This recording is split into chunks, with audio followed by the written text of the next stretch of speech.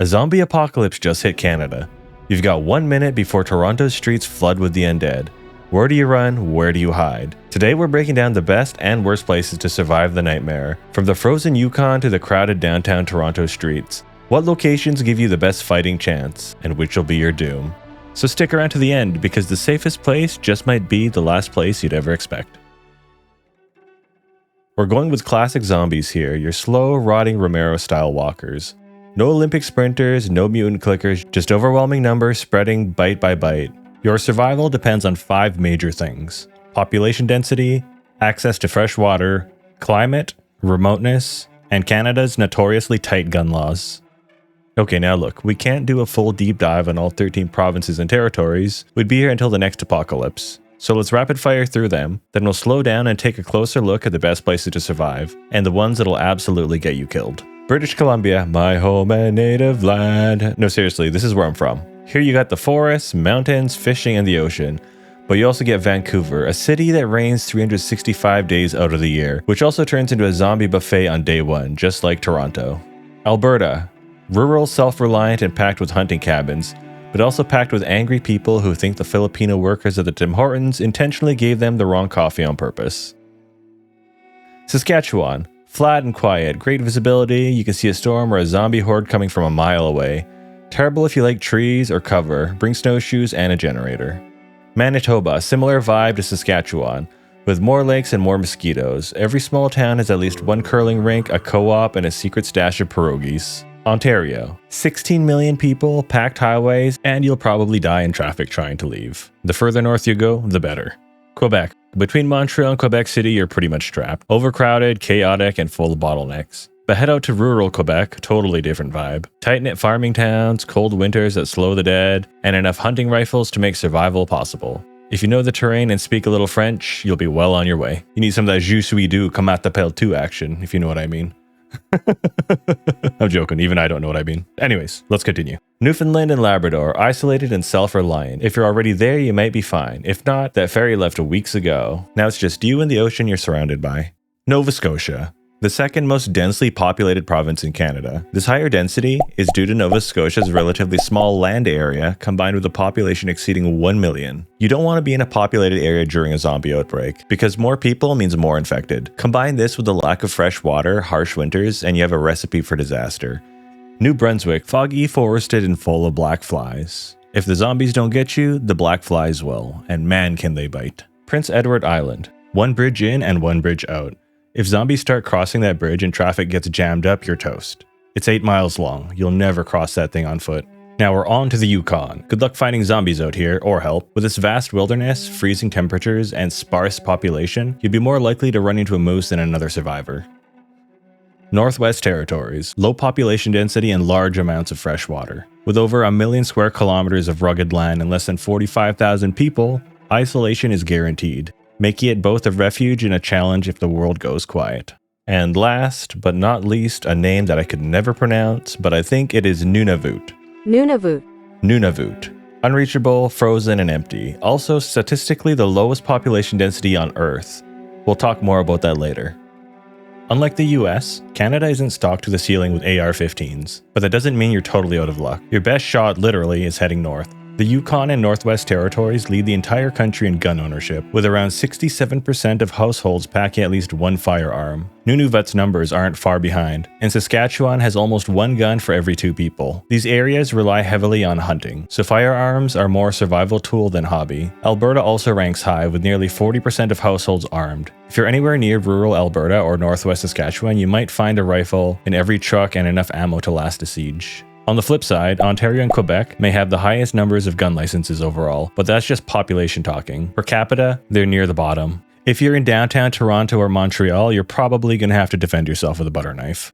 Here's where things get very Canadian. Snow isn't just a pain, it's an ally. Zombies don't regulate body temperature. Sub-zero weather slows them down, freezes their joints, and makes them easy targets. But the snow doesn't love you either. Parts of Canada get 6 to 8 feet of snow in the winter. Ever shovel your driveway and think, wow, I'd love to do this every day just to survive? That's your new life. And without electricity or heating oil, you're the one freezing, not just the zombies. And then there's the other side of the coin, wildfires. Every summer, thick smoke rolls across half the country. Fires destroy forests, choke out entire regions. And during an apocalypse, they'll be even more common. You've got way more people roughing it in the woods, building campfires, using generators, making rookie mistakes. And it might not even be an accident. One idiot might light a fire to clear out the zombies. And next thing you know, the entire forest is up in flames. Your shelter, your supplies, everything. Gone in a wall of fire because someone played hero with a lighter. Now picture that, but with no government response.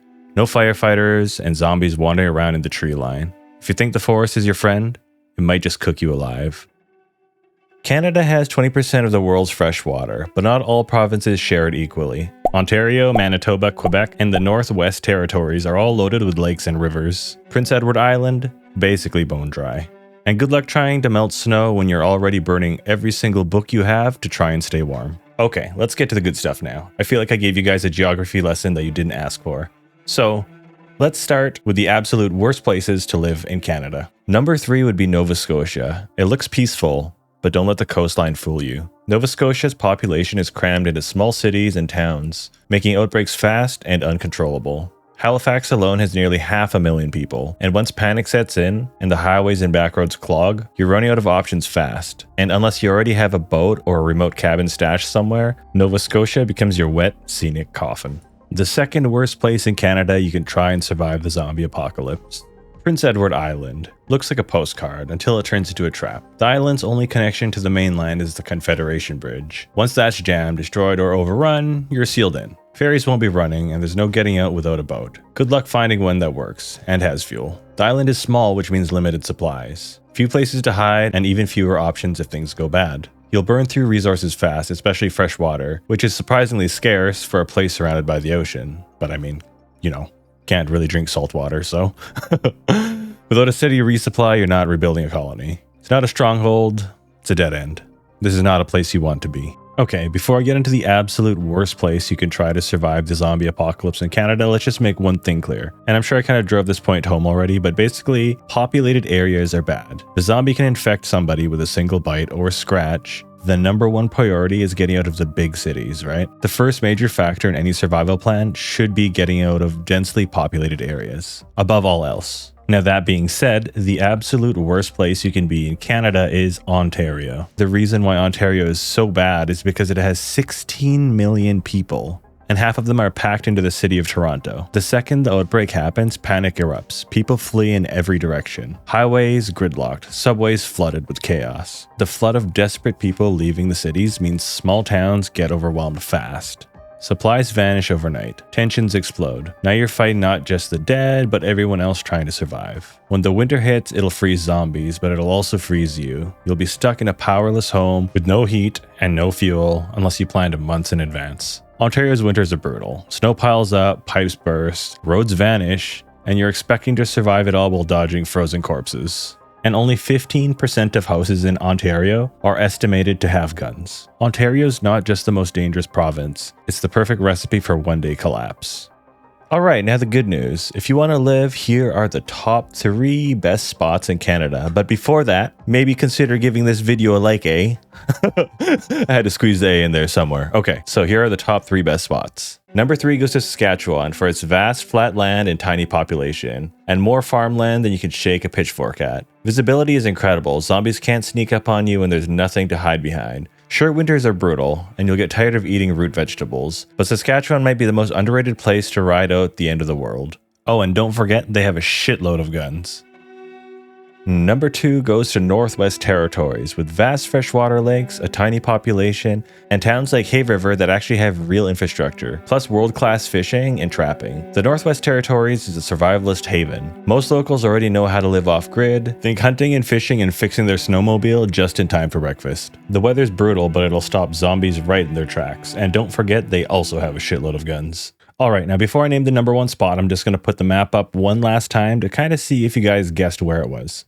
So just take a look at the map and see if you know where the place is going to be. All right, 3, 2, 1. And the number 1 spot goes to Nunavut, a place that I cannot pronounce to save my life. You probably didn't expect this, or maybe you did. Nunavut.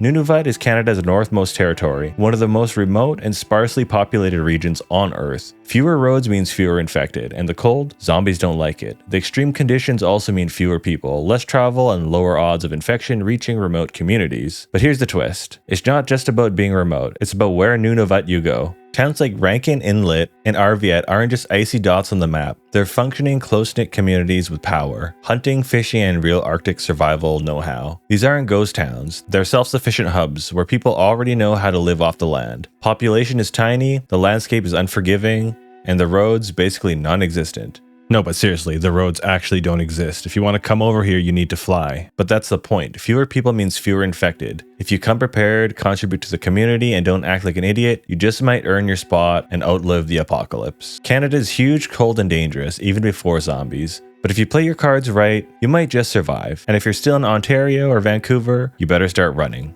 Alright guys, if you made it to the end, I appreciate you very much, and I want to thank you for all the support I got on the last video. That's crazy. I think as of recording this right now, the video is at 60,000 views. You guys basically got me to 2,000 subscribers. Nuts. This was a passion project. I did this for fun. I wasn't expecting this kind of support, and very grateful for it. So I know this probably wasn't the video some of you guys wanted. I think some of you were probably hoping to see like survival in like a specific location, but I had started this video already before I even posted the first 3 videos. But yeah, anyways, again, thank you. Hopefully this one was enjoyable enough. But yeah, if you're not already subscribed, hit that subscribe button somewhere. Like the video, leave me some feedback. In the last video, I basically replied to everybody. It got to a point where I started losing control. I mean, it just wasn't possible. You guys just kept like, the comments kept coming. I will get to everybody, probably. And yeah, I think I'll be able to keep that up for a while. So if you guys want to, you know, conversate, leave me feedback, criticism, I'm open to all of it. I understand that people were upset about the AI stuff, so there's none of that in this video, and there won't be any more of that moving forward. But yeah, that's it. I'm gonna get out of here. If you haven't seen any of these videos here on the screen, go check them out. If you have, I'll catch you in the next one. Cheers, guys.